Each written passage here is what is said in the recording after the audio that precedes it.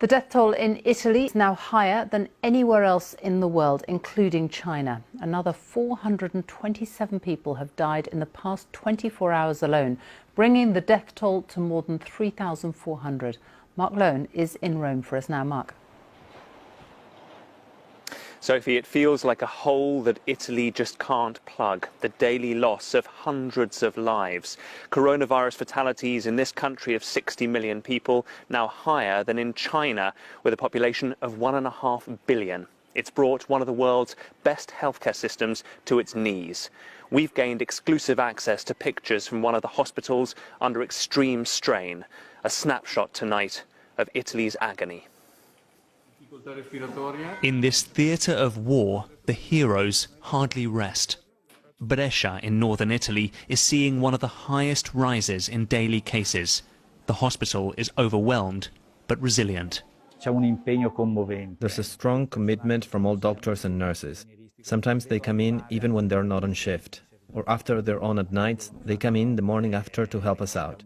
Some of them have cried, but I've never seen anyone complain. More than 8% of cases in Italy are medical staff, almost double that of China. The 13th doctor died today. One of the patients here is a doctor, she says, born in 1982. He was in the emergency room, fell ill and tested positive. Now he's been intubated.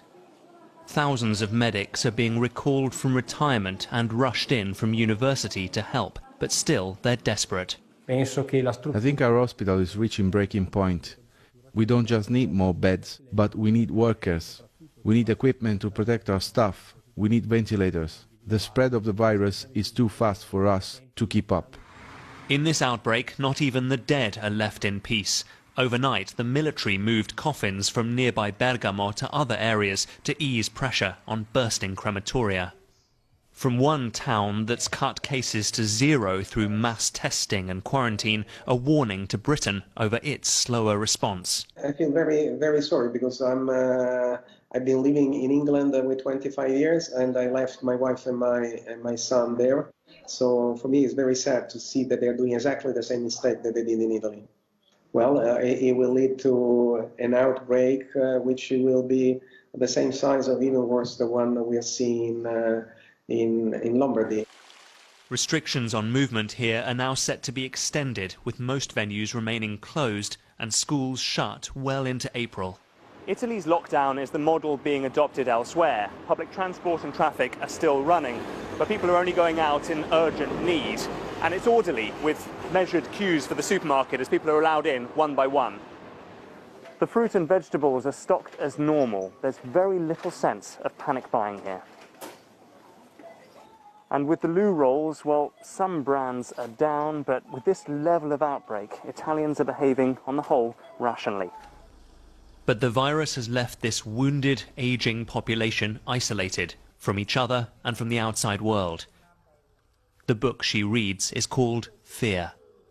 Mark Lowen, BBC News, Rome. The United States has told Americans not to travel abroad and has advised its citizens to come home now if possible. The State Department said that Americans who don't return should be prepared to remain abroad for an indefinite period. Our North America correspondent Nick Bryant joins us now, and it's a big step, this, Nick. It really is, Sophie. It's called a level 4. It's the most extreme travel advisory the US government issues. Normally it applies to war zones and countries beset by civil disorder. Now it applies to every single country in the world. Americans are being told, do not travel internationally. As for US citizens abroad, they're being urged to come home immediately if you don't want to be stranded indefinitely because of the severe travel disruption. Now, these are recommendations, they are not rulings, but nonetheless, they would have been unthinkable before this pandemic took hold. Here in America, a concern is that younger Americans aren't taking this seriously. The US government stressing that almost 40% of hospitalized cases have involved those between the ages of 20 and 54. And we passed a grim threshold today, 10,000 cases here in the United States. And over the coming days, as more test results come through, we're told to expect a dramatic increase. Nick Bryant in New York, thank you.